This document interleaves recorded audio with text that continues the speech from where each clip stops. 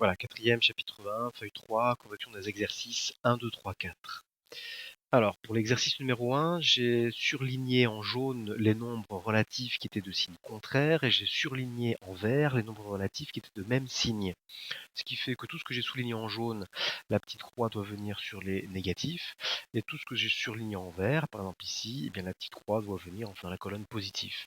Il se pose juste une question concernant en fait cette ligne où la multiplication est par 0. Donc du coup en fait le résultat vaut 0 sur la I et sur la L.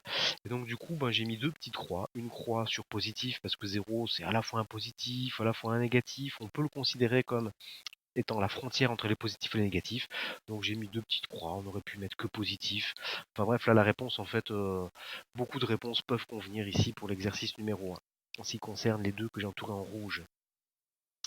L'exercice numéro 2, eh bien, donc, il suffit tout simplement de multiplier moins 2 avec 2, qui sont deux nombres de signes contraires. Donc du coup, j'ai surligné en rouge, le résultat en fait vaut moins 6.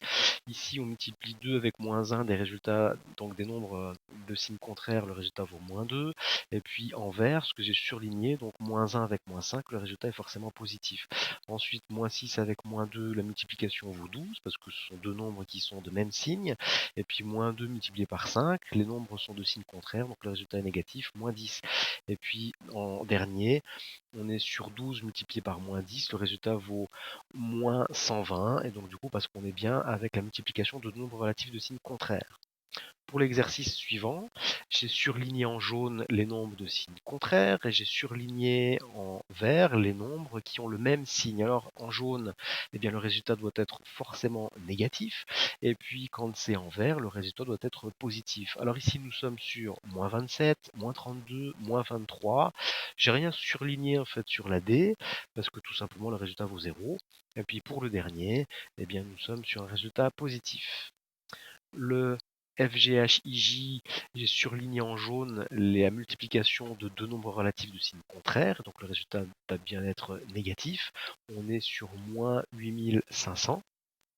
Tous les autres sont la multiplication de deux nombres positifs, négatifs, pardon, donc le résultat doit être positif. On est sur 1, 36, 48 et 100. Pour la suite, en jaune, les multiplications enfin de deux nombres de signes contraires, en vert, multiplication de deux nombres de signes identiques. Et donc du coup, premier résultat, moins 100, deuxième, moins 100, M, moins 2100, pour N, 2000, positif. Et puis pour O, on est sur du moins 1. Alors la même règle s'applique pour l'exercice numéro 4.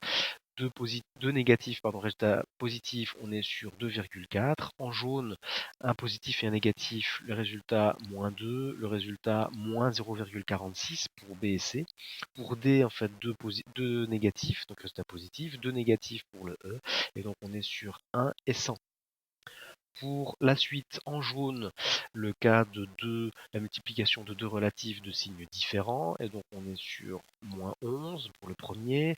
Le G, c'est donc deux relatifs de même signe, donc le résultat est positif, 0,1, moins 1,4, moins 0,12, moins 0,1. Et puis pour le dernier, en jaune, deux nombres relatifs de signes contraires, et donc du coup résultat négatif, moins 1, moins 810. Et puis pour les suivants, la multiplication de deux nombres relatifs de même signe, résultat positif, 0,04 et puis 0,05.